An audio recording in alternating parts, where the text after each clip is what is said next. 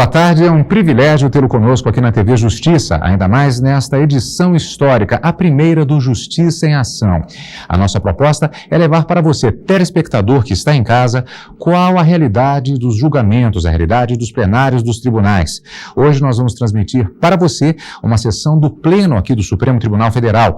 Os ministros estão neste momento entrando no plenário aqui do STF para a sessão de hoje, em que serão julgados uma série de processos, haverá o julgamento de uma série de processos relativos à pauta que já foi atualizada para esta semana. Quem estará presidindo a sessão será o ministro Ilmar Galvão, em substituição ao presidente do STF, ministro Marco Aurélio Mello, que está em viagem representando o presidente Fernando Henrique Cardoso nas solenidades de posse dos presidentes da Bolívia e da Colômbia.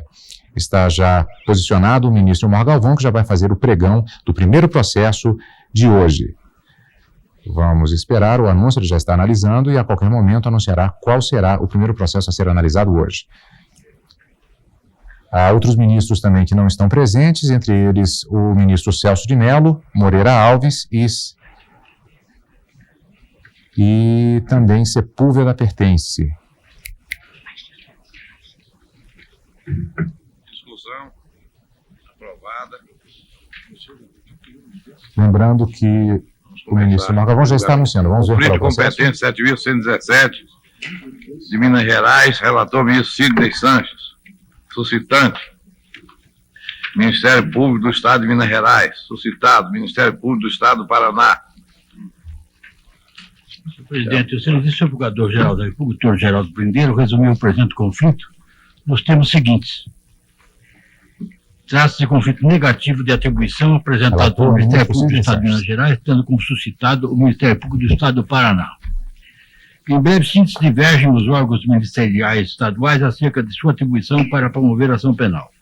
O fato tido como delituoso circunscreve-se a possível crime de receptação de veículo automotor furtado na cidade de Belo Horizonte. Em manifestação juntada a Folhas, o membro do Ministério Público do Estado do Paraná considera que o juízo criminal de Curitiba não é competente para julgar a ação penal, visto que o crime teria ocorrido na capital mineira. O parecer ministerial foi acolhido pelo magistrado estadual paranaense, que declinou sua competência em favor do juízo da comarca de Belo Horizonte. Remetido ao Poder Judiciário do Estado de Minas Gerais, o feito foi distribuído à terceira vara criminal de Belo Horizonte. Por sua vez, o Ministério Público Estadual daquela unidade federativa suscitou conflito negativo de atribuição, entendendo que o crime de receptação teria ocorrido em Curitiba, Paraná. O magistrado estadual determinou que o expediente fosse submetido à apreciação do Procurador-Geral da Justiça do Estado de Minas Gerais, o qual determinou o endereçamento do conflito a esta Procuradoria-Geral da República. Foi negado seguimento ao incidente pela segunda Câmara de Coordenação e Revisão, considerando que o chefe do Ministério Público Federal não está autorizado a solucionar embate havido entre membros de órgãos ministeriais dos estados. Retornado à Procuradoria-Geral de Minas Gerais, em manifestação de Folhas, a promotora designada para apreciar o feito opinou pela remessa do procedimento ao Supremo Tribunal Federal. A representante do parquê estadual afirma estar caracterizado conflito entre estados da federação. Adotado o teor do parecer pelo Procurador-Geral de Justiça adjunto, o feito foi remetido a esta excelsa Corte. Com fundamento no artigo 102.1f da Carta Constitucional, o expediente foi recebido na Corte Suprema, sendo distribuído a Vossa Excelência, e era então com vista a esta Procuradoria-Geral da República para a manifestação. Em seguida, opinou pelo não conhecimento do conflito e remessa dos autos ao Superior Tribunal de Justiça pelas razões expostas a Folhas. É o relatório. Voto, Vossa. É este o teor do parecer da Procuradoria-Geral da República nas partes dedicadas à fundamentação e conclusão, folhas 22. Esse é um caso diferente, viu?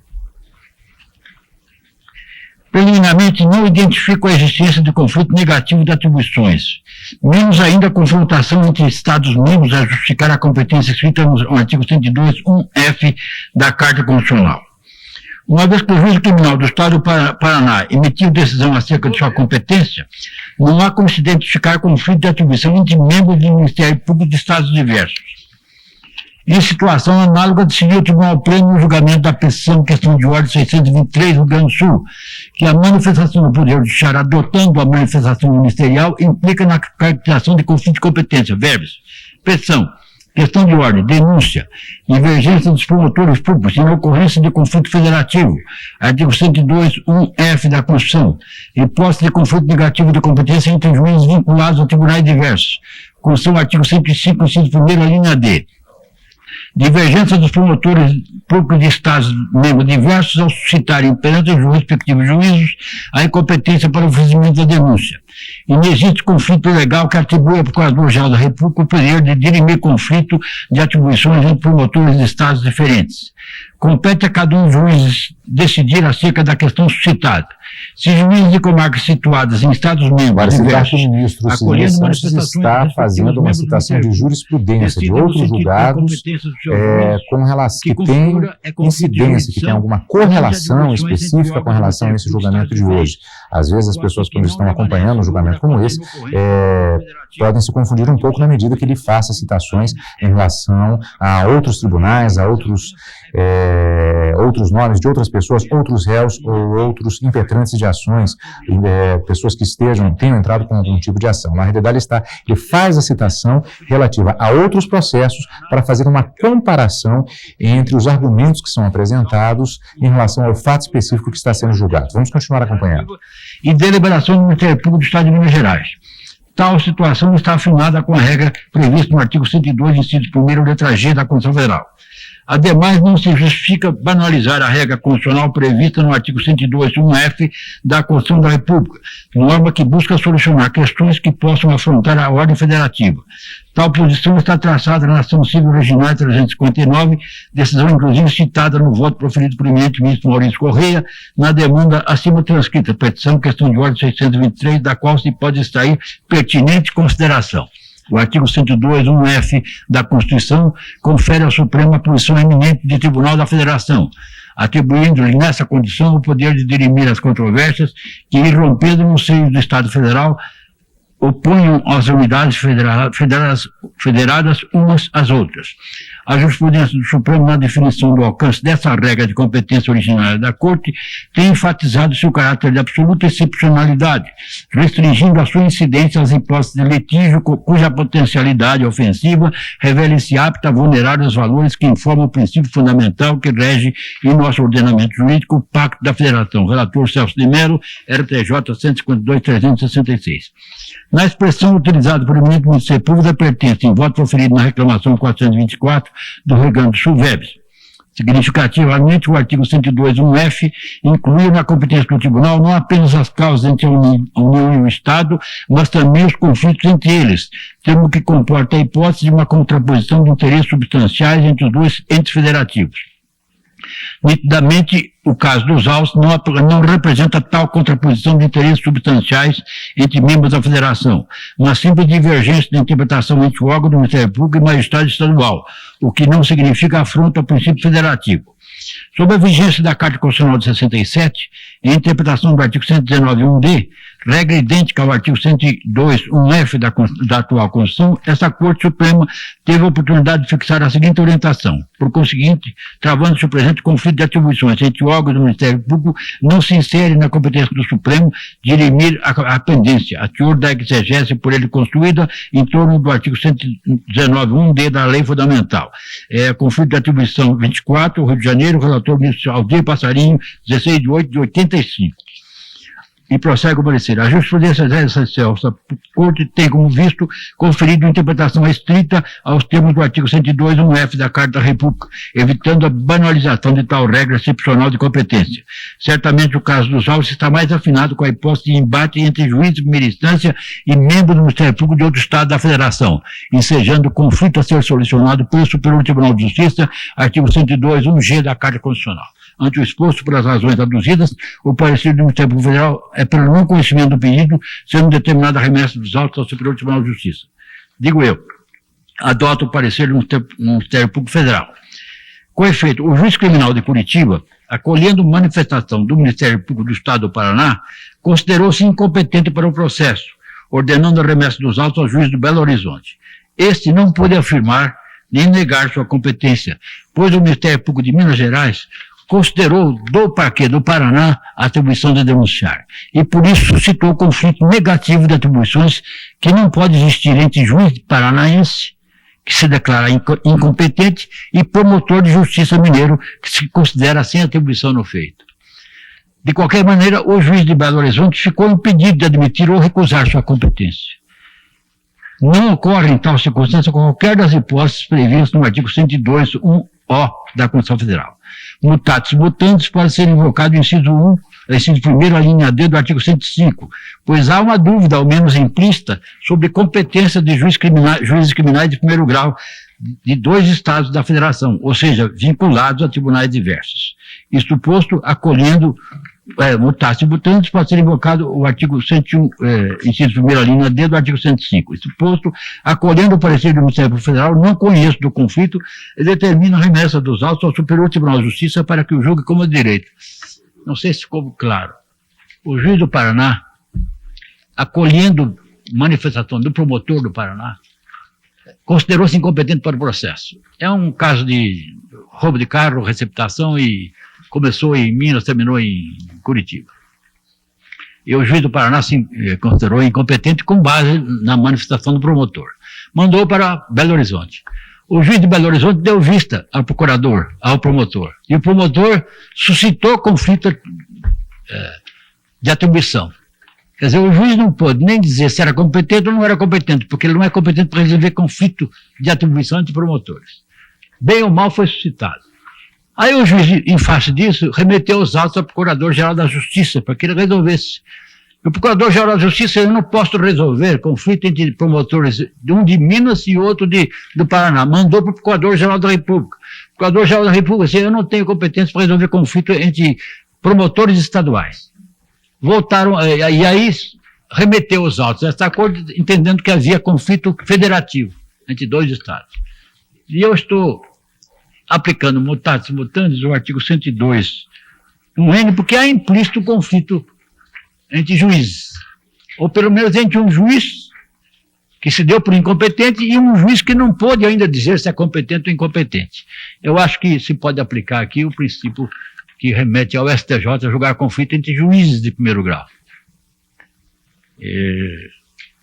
Pelo menos mutatis mutandis, porque um caso muito similar. Parecido. Coisa de poucas semanas atrás, que fui relator.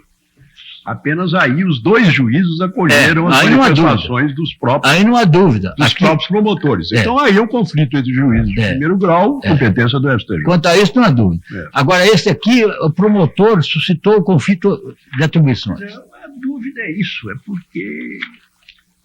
Agora, há, na verdade, um conflito de atribuição, porque as atribuições do Ministério Público e do juiz, não é preciso dizer, são inteiramente diferentes. Certo. Se o juiz de Belo Horizonte, salvo engano no caso, não teria antes que se pronunciar. Eu acho. Porque mas o fato é que ele não se pronunciou. Se ele acolher o pronunciamento do seu promotor, se ele se pronunciasse, o promotor estava obrigado a denunciar? Esse é o ponto.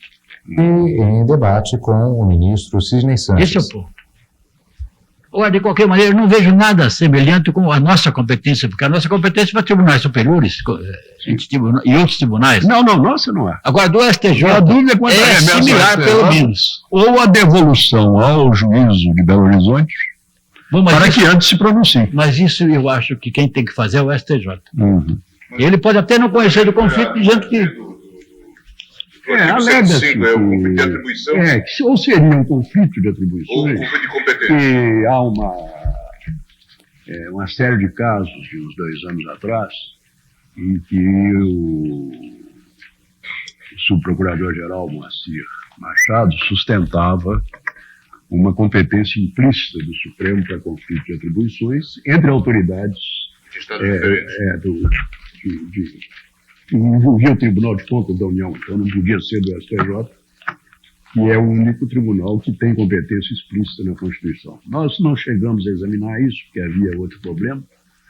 Agora, neste caso, não. Neste caso, se os 2 juízes concordam com seus promotores, o que é conflito de competência do STJ.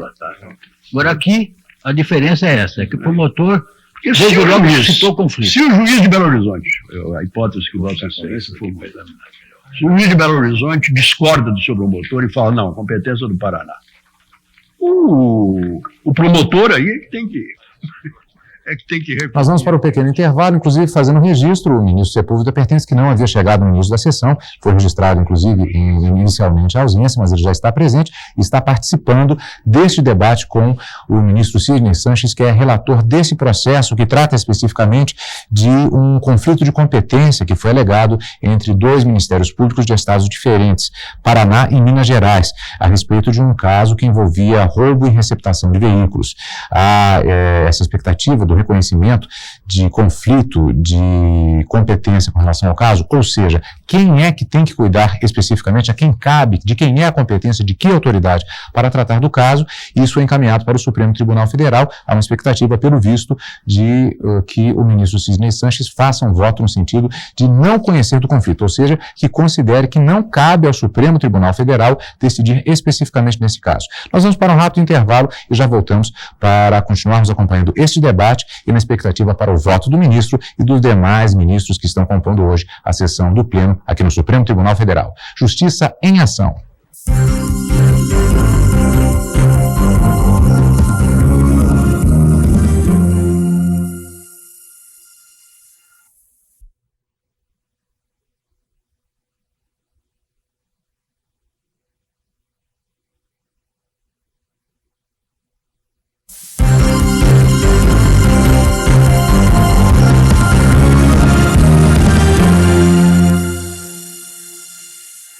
Nós voltamos com Justiça em Ação. Nós vamos voltar às imagens agora do Pleno do Supremo Tribunal Federal, onde no plenário agora está acontecendo a sessão e continua o debate entre o ministro Sidney Sanches, que é relator deste processo, que é o conflito de competência número 7.117/330 de Minas Gerais, sendo que o suscitante é o Ministério Público do Estado de Minas Gerais, o suscitado o Ministério Público do Estado do Paraná.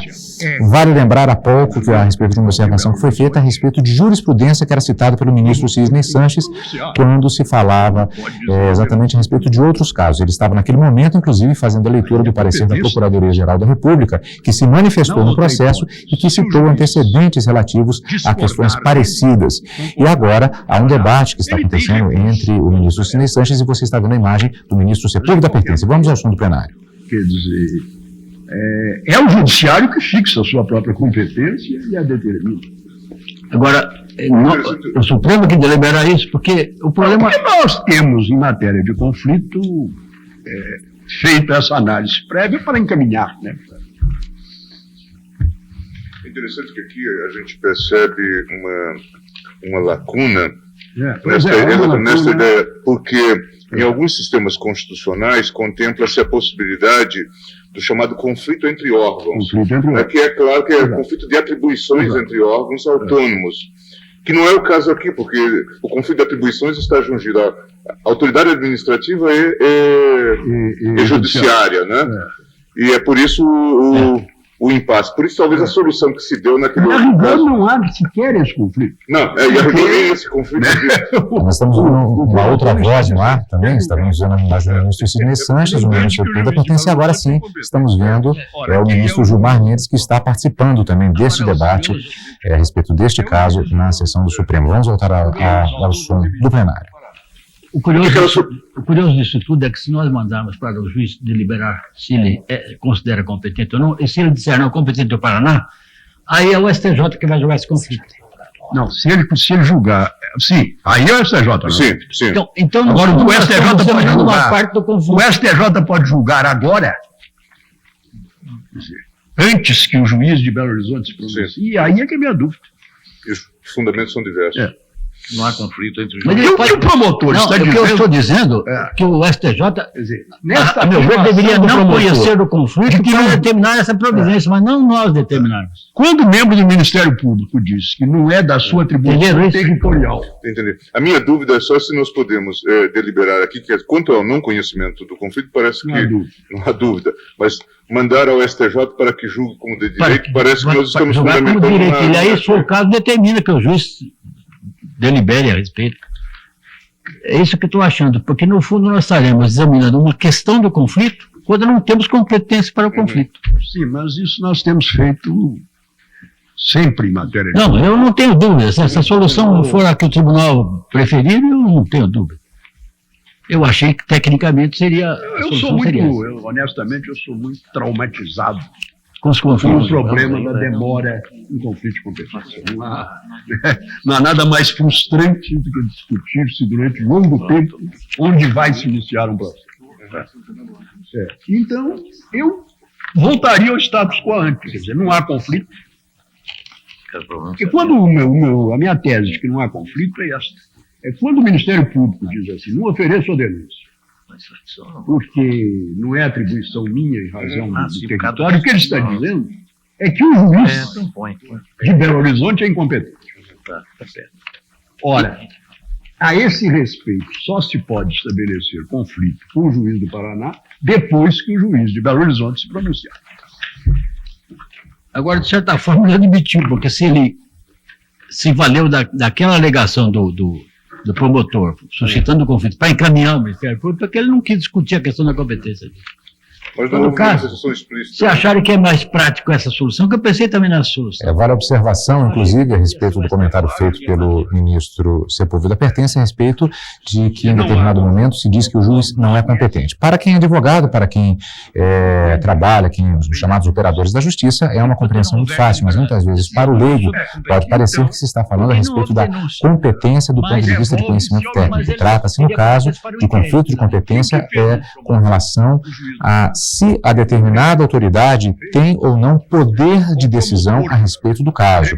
É isso que trata esse processo. Então, quando o ministro Sepúlveda Pertence fala em relação a se declarar que um juiz é incompetente, é justamente sobre a possibilidade, sobre o fato de ele deter ou não poder de decisão sobre um determinado caso.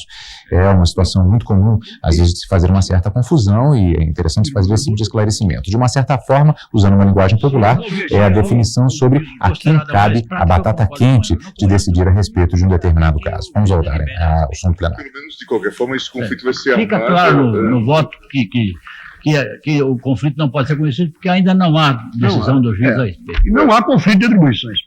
O conflito de atribuições envolve que o órgão administrativo e o órgão judiciário queiram exercer o mesmo ato. Não é o caso. De qualquer forma, remanesce essa O promotor quer julgar, nem o juiz quer denunciar. Então, eu concordo em não conhecer do conflito E devolve ao juiz até que haja... para que se pronuncie sobre a própria competência. Eu devolvo os autos principais que estão aqui. E Ao juízo de Belo Horizonte. Cópia do acordo, Para que ele sabe o que fazer. Para que este se pronuncie sobre a própria competência. Aí haverá conflito ou não, ou haverá recurso. Estou de acordo, senhor presidente. Então, não conhecer do conflito. Porque não existe ainda. Todos de acordo, não se conheceu do conflito. Por isso, decisão unânime, voltou o presidente. Ação civil originária 412. O ministro Marco Galvão já está chamando o próximo processo. Dentro de instantes vamos conferir de qual se trata. Enquanto ele faz o pregão, nós vamos conversando. Estamos com a doutora Odete Rocha, que é a analista aqui do Supremo Tribunal Federal, para que possamos analisar rapidamente essa decisão. Então, doutora Odete, é no sentido do não conhecimento do conflito de competência, ou seja, o Supremo Tribunal Federal decidiu que não cabe a ele fazer o julgamento, é isso? Sobre se há conflito de competência ou não? Boa tarde, Cadu, exatamente. Ele decidiu que não cabe a ele julgar esse processo. A decisão é exatamente nesse sentido, perfeito. Por unanimidade, agora o processo então volta para Belo Horizonte, o acórdão, ou seja, a decisão do conjunto dos ministros nesse sentido. É interessante observar também que essa decisão dos ministros no sentido de não conhecer do conflito de competência foi exatamente aquilo que disse o Ministério Público.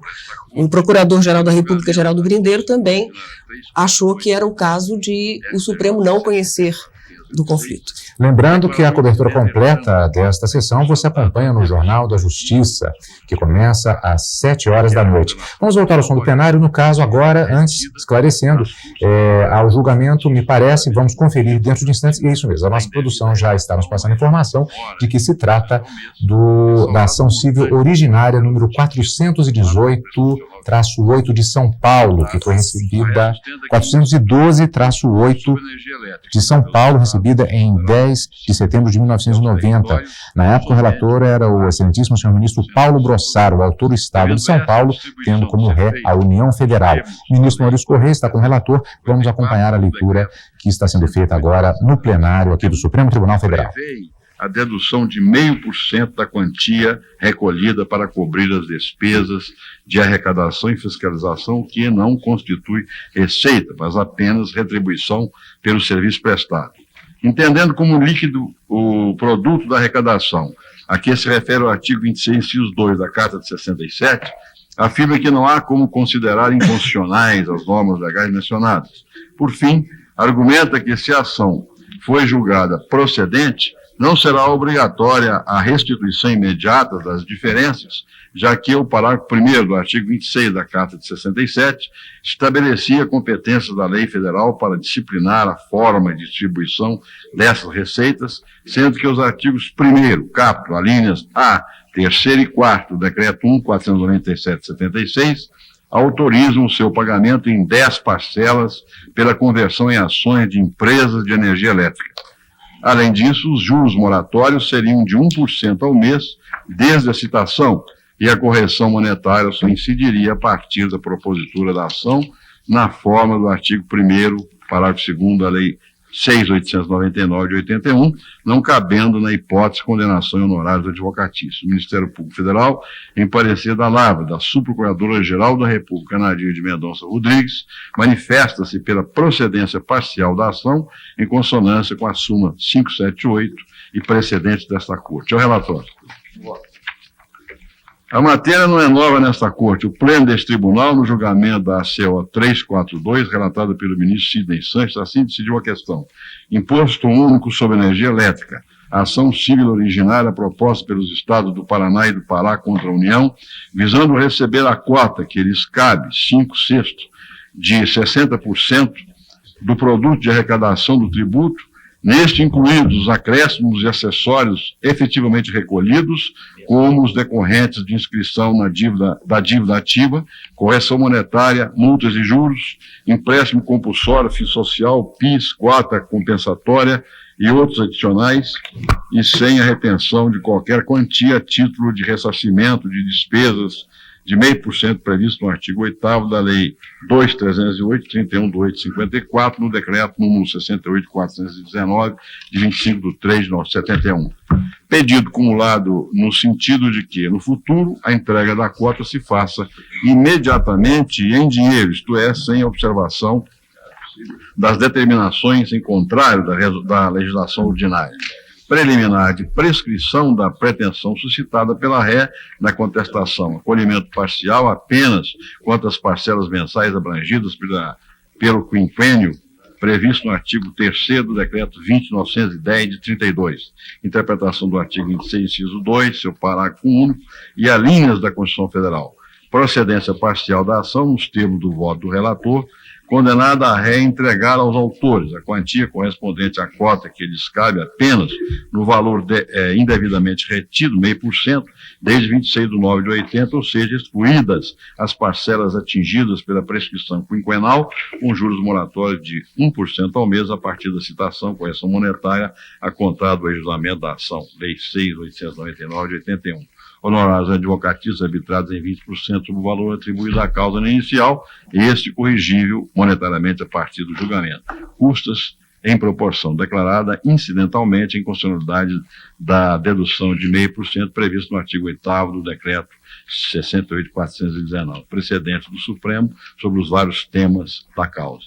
No mesmo sentido, decidiu esta Corte, em casos análogos, RS 97.316, Moreira Alves e 108.174, Madeira, citados pelo autor, tendo esse tribunal declarado incidentalmente a inconstitucionalidade do artigo 8º do Decreto 68.419/71 e afastada a hipótese de recebimento do artigo 8º da Lei 2.308/54 pela Carta de 67, não procede a interpretação que a ré empresta à norma constitucional para fundamentar a adoção da receita líquida dos tributos como justificativa da retenção impugnada. Dessa forma, A base do repasse determinada pela Constituição pretérita é a receita bruta, juntamente com todos os seus acessórios, como, aliás, já havia decidido esta Corte, que interpretou a expressão produto da arrecadação do imposto como produto bruto, vedando à União compensar seu encargo com parte do valor a ser repassado nos estados Agravo 55.989, Trigueiro, RS 75.042, Thompson Flores, RE 87.225, Jaci Falcão, RTJ 83.619. A tese acabou consolidada com a edição da súmula 578. Sobre a prescrição quinquenal, nada se alega na contestação, mesmo porque a própria petição inicial restringe o pedido às parcelas abrangidas no período de 5 anos imediatamente anteriores à propositura da ação. Nesses termos, é que esse tribunal reconheceu o direito pleiteado na mencionada ACO 342. Sustenta a ré que, se julgado procedente o feito, os valores deverão ser corrigidos a partir do ajuizamento da ação. Nesta linha de entendimento, foi julgado o precedente já mencionado, não se aplicando a hipótese, a tese que incide correção monetária de dívida por ato ilícito desde a data do efetivo prejuízo. No tocante aos juros moratórios, o requerente pretende a sua incidência à base de 1% ao mês a partir da retenção indevida. Entretanto, conforme acentua a súmula 163, incidem eles desde a citação inicial na hipótese de condenação líquida. Apesar da ressalva feita à Fazenda Pública, essa deixou de prevalecer após a edição da Lei 4.414 de 64. Quanto à forma de pagamento das parcelas retidas, cumpre ressaltar que o autor não requereu se fizesse o pagamento de uma só vez e em dinheiro, conforme deu a entender a União na peça contestatória. Não cabe, pois, a esta Corte pronunciar sobre o tema, o que caracterizaria julgamento extra-petita, ainda que razão assistisse à parte contestante. Ante essas circunstâncias, julgo a ação procedente, em parte, para condenar a União a devolver as parcelas retidas a partir do início do quinquênio imediatamente anterior à propositura do feito, com juros moratórios de 1% desde a citação e correção monetária a contar da propositura da ação. Primeiro, condeno a ré ao pagamento das custas processuais e fixo os honorários advocatícios em 10% sobre o valor atualizado da causa. É exatamente na forma do precedente que eu citei do ministro. Portanto, o ministro Maurício Correia, fazendo um relatório, trata-se, no caso, de uma ação civil originária proveniente do Estado de São Paulo, que cobra da União uma quantia que foi tirada, nós vamos dizer até no próprio processo, que ele persegue a parcela que corresponde da distribuição de integralidade do percentual de 60% do produto da arrecadação do Imposto Único sobre Energia Elétrica, previsto em artigos de emenda constitucional de 1969 e também na redação da emenda constitucional número 16 de 1980.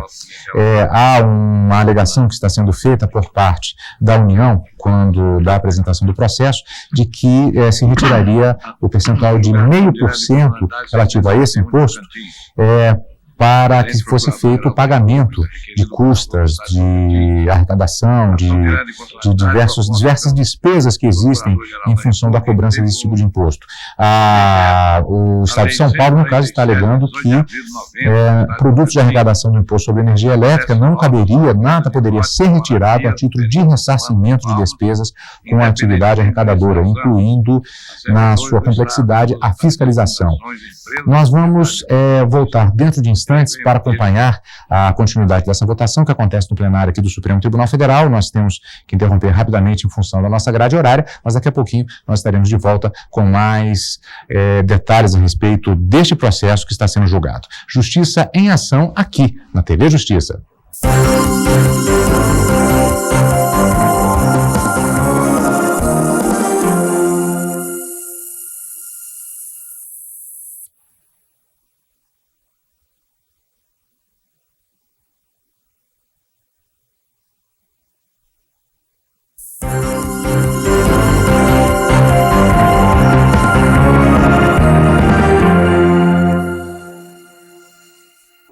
Voltamos com Justiça agora. Os ministros que estão reunidos na sessão do Pleno aqui no Supremo Tribunal Federal já tomaram uma decisão com relação à ação civil originária número 412-8 de São Paulo.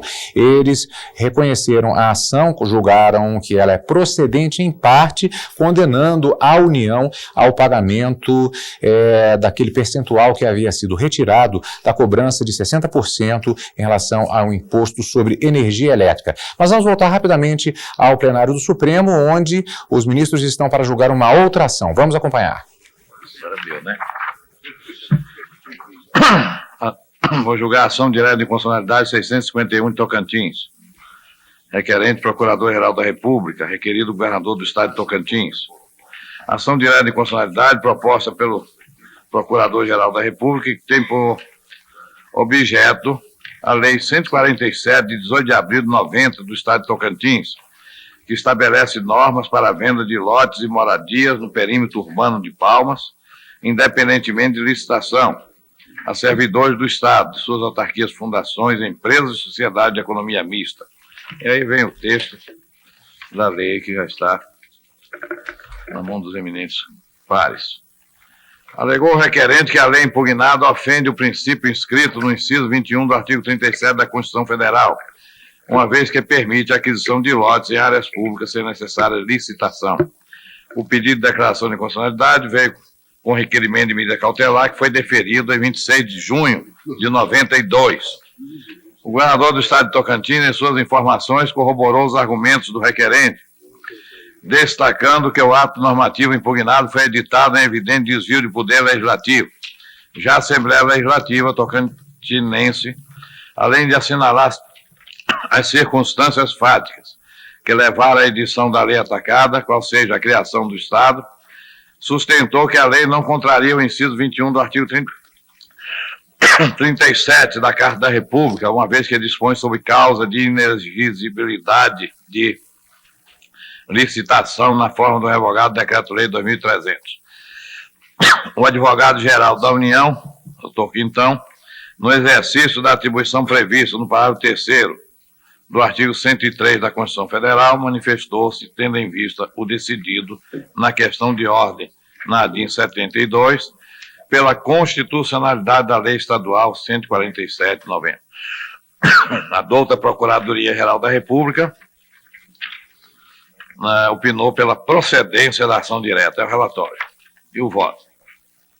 A simples leitura do texto da lei tocantinense evidencia a violação à exigência de licitação prevista no inciso 21 do artigo 37 da Constituição Federal. Feita o relatório, o ministro está passando agora, estão acompanhando para o voto que pode definir qual a decisão a ser tomada, especificamente neste caso, nesta ação direta de inconstitucionalidade. Princípio a Lei 147, de 18 de abril de 90, do Estado de Tocantins, com efeito, entre outras inconstitucionalidades, contempla no artigo 1º servidores da administração pública estadual com o direito de aquisição de lotes e moradias no perímetro urbano da capital, independentemente de licitação.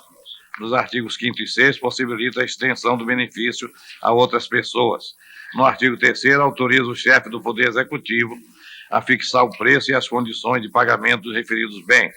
Trata-se de normas que, do modo como estão redigidas, afiguram-se delirantes do princípio da licitação retromencionado, na medida em que a falta de fixação de rígidos critérios a serem observados para o tratamento excepcional nelas previsto, permite a distribuição indiscriminada das terras públicas estaduais, sem qualquer limite, por unidade ou por extensão, em relação a cada postulante, como vem acontecendo com o desvirtuamento dos objetivos visados, que tem por fim estimular a rápida implantação da nova capital do Estado.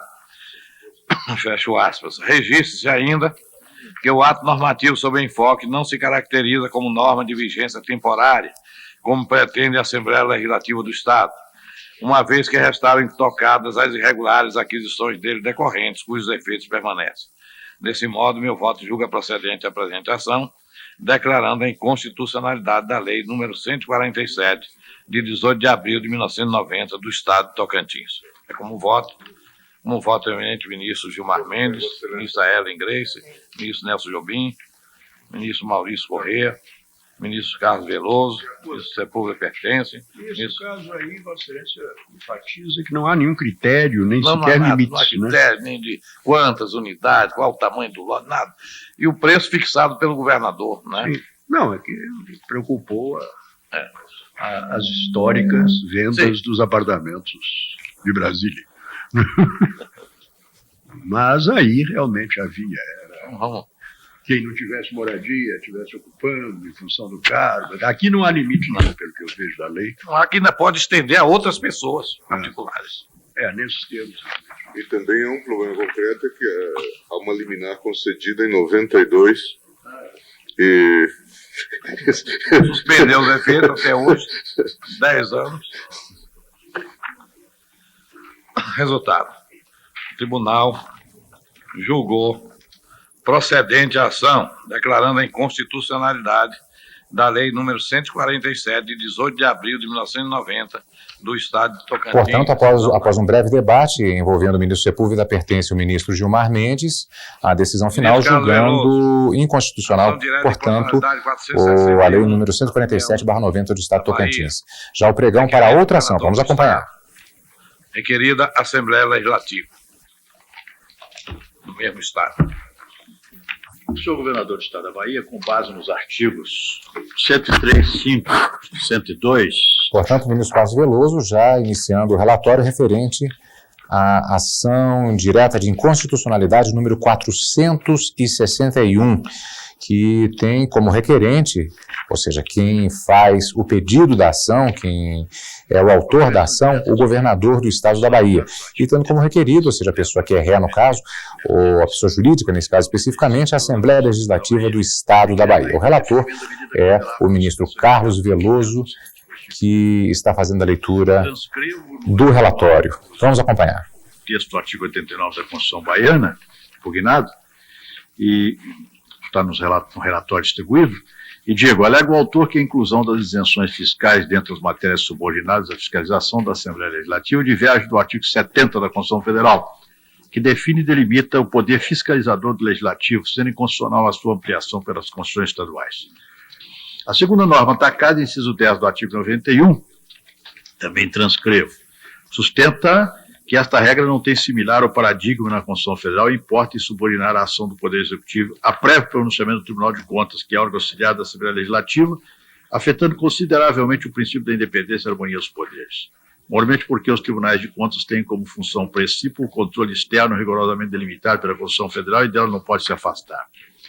Ademais, diz o autor que a exigência imposta pelo inciso 10 do artigo 91 implica em restrição manifesta ao livre exercício do Poder Executivo, o inegável afronta, pois, ao princípio da separação dos poderes.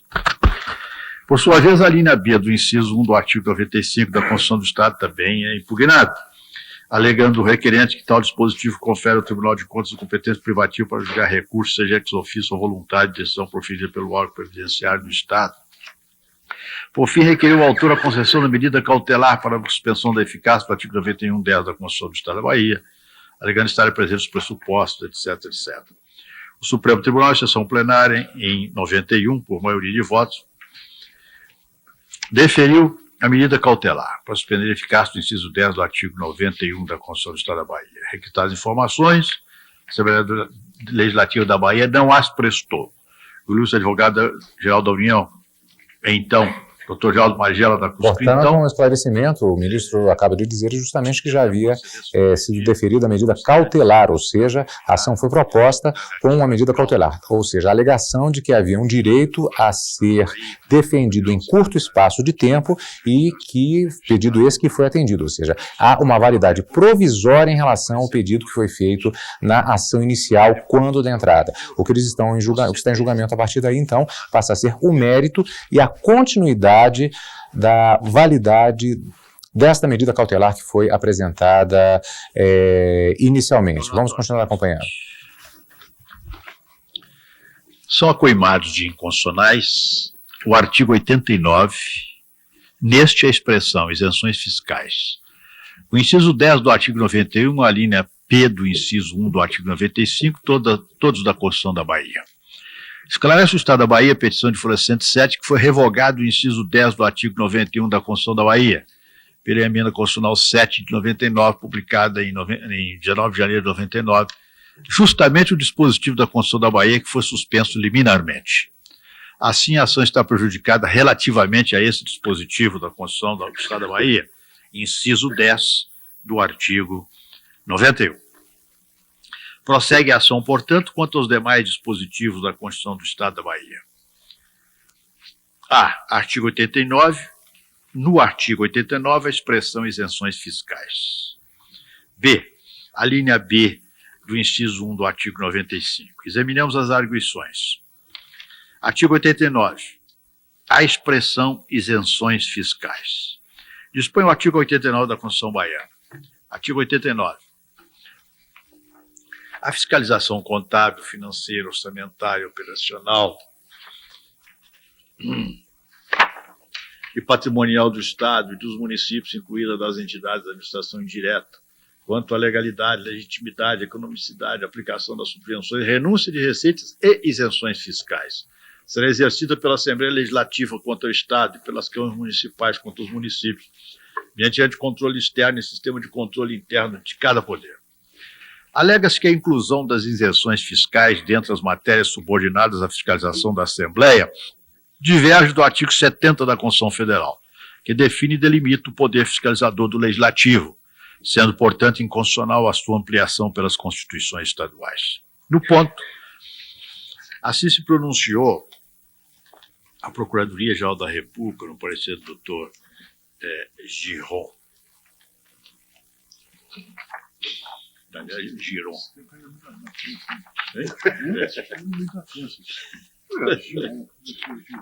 Esse Giron.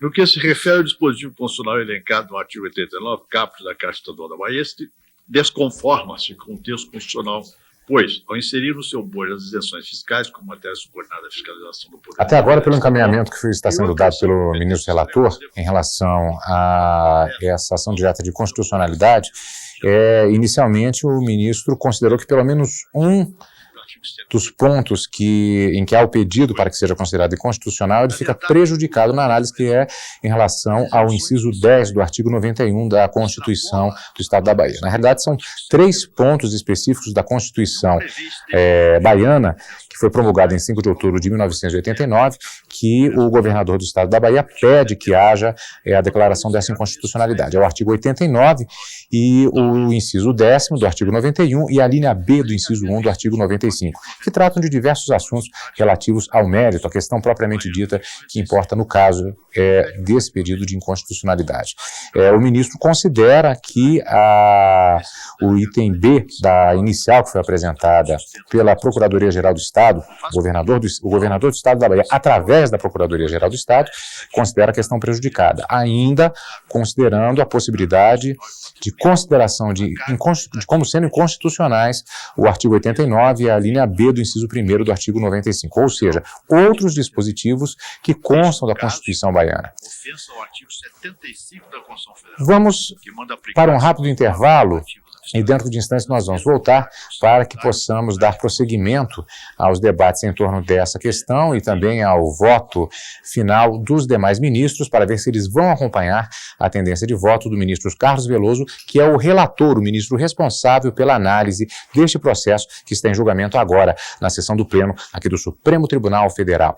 Justiça em Ação volta em instantes.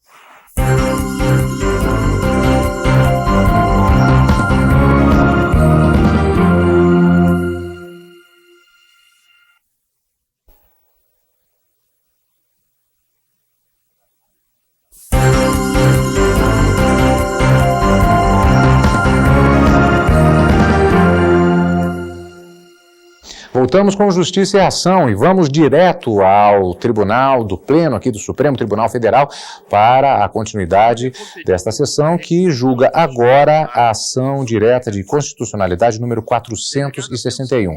O ministro Carlos Veloso, que é o relator, já fez algumas colocações relativas a considerar uma parte do pedido feito pelo governo do Estado da Bahia através da Procuradoria-Geral do Estado, mas com a expectativa de consideração de inconstitucionais de outros dispositivos da Constituição baiana, que é o que está sendo pedido nesta ação direta de inconstitucionalidade em julgamento. Portanto, há uma expectativa de que talvez seja reconhecida em parte a ação que está em julgamento nesse momento. Vamos acompanhar um pouco mais do relatório do ministro Carlos Veloso. Do exposto, senhor presidente. Julgo prejudicada a ação relativamente ao inciso 10 do artigo 91 da Constituição do Estado da Bahia. E julgo procedente a ação, quanto ao mais, pelo que declaro em inconstitucionalidade do artigo 89 caput da Constituição Baiana da expressão isenções fiscais.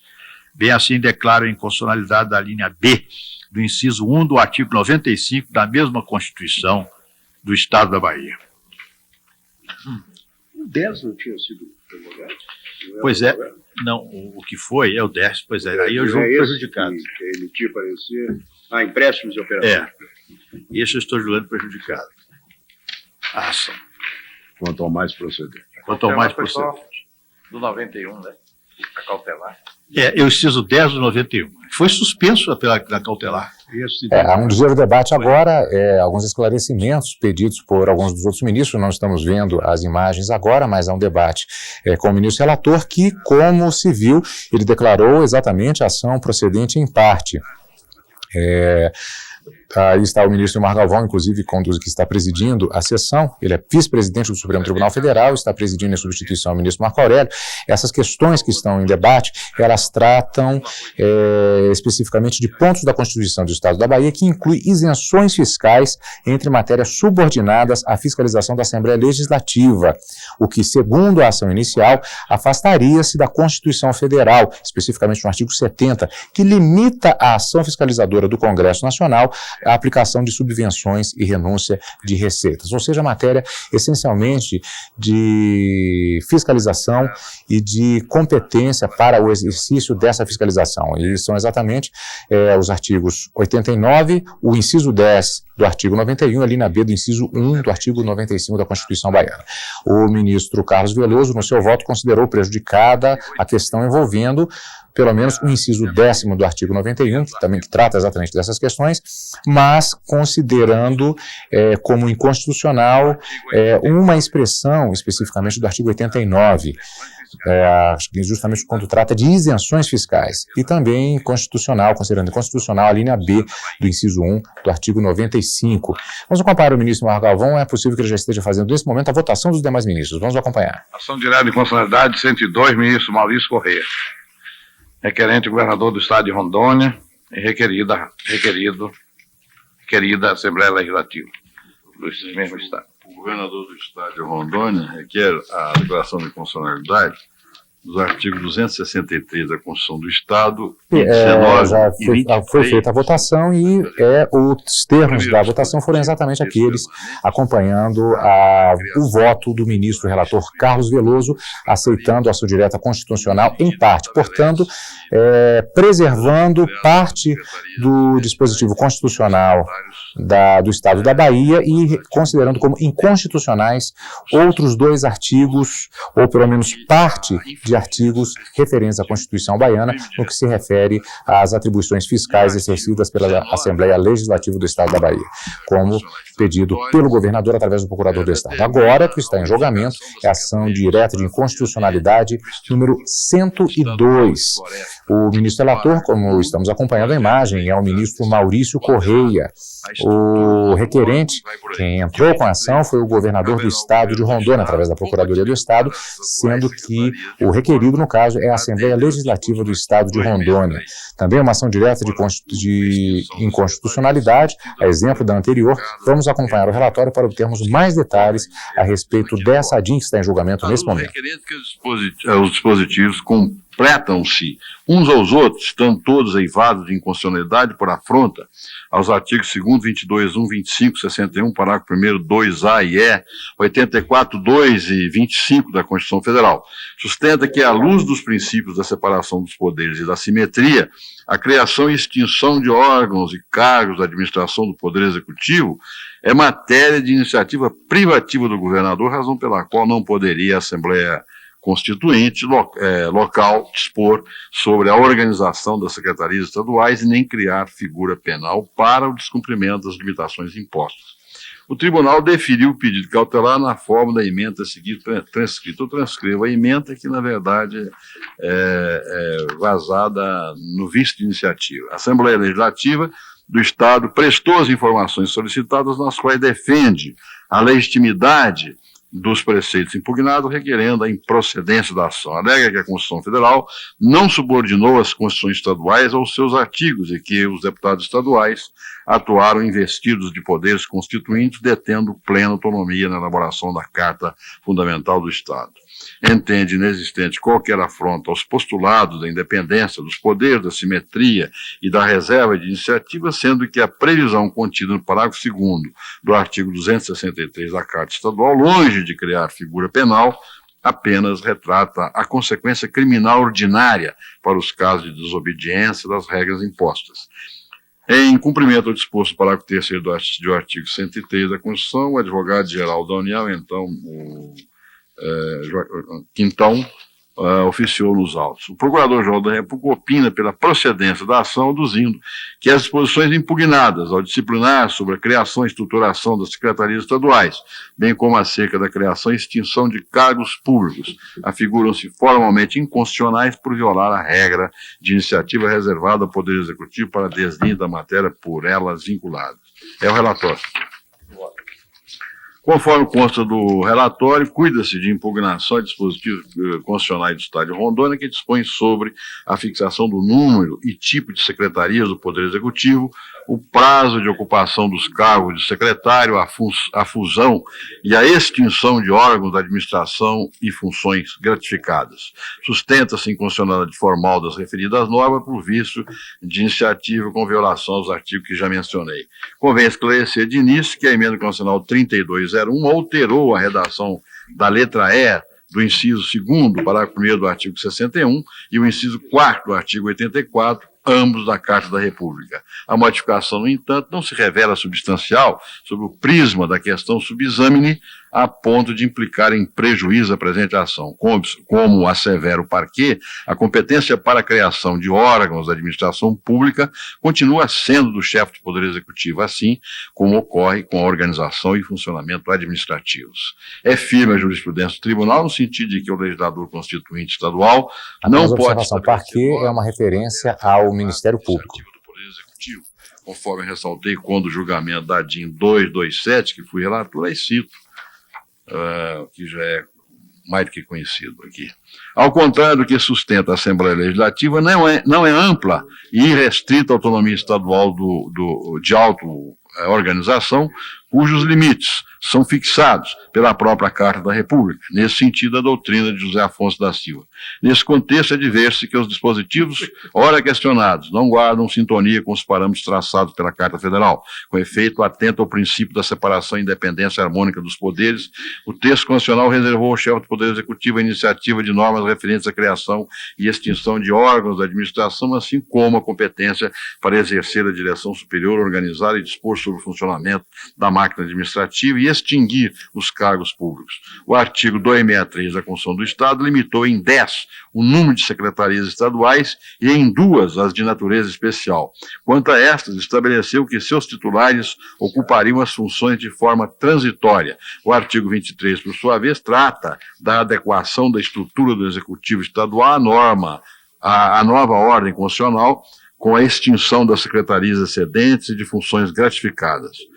Como se percebe, o ato legislativo impugnado versa a matéria de estrita competência do chefe do Poder Executivo Estadual, a quem incumbe exercer com exclusividade a direção superior da administração estadual, regra constante do artigo 65, incisos 1 e 7º da Constituição do Estado, de resto, em simetria com o preceito constitucional de que compete ao Presidente da República a iniciativa legislativa destinada à criação, estruturação e atribuições dos ministérios e órgãos da administração, bem como a direção, organização e funcionamento da administração. Assim sendo, efetivamente, as disposições impugnadas ferem o princípio da reserva de iniciativa de observância obrigatória pelo legislador constituinte estadual, na forma dos artigos 25 caput da Constituição e 11 de suas disposições transitórias, combinados com os artigos 2º, 61, parágrafo 1º, 2e e 84, 4a, todos também da Constituição Federal. Tal posicionamento, inclusive, revela-se cônsono com a jurisprudência do Tribunal em situações análogas, conforme a emenda a seguir transcrito e transcrito.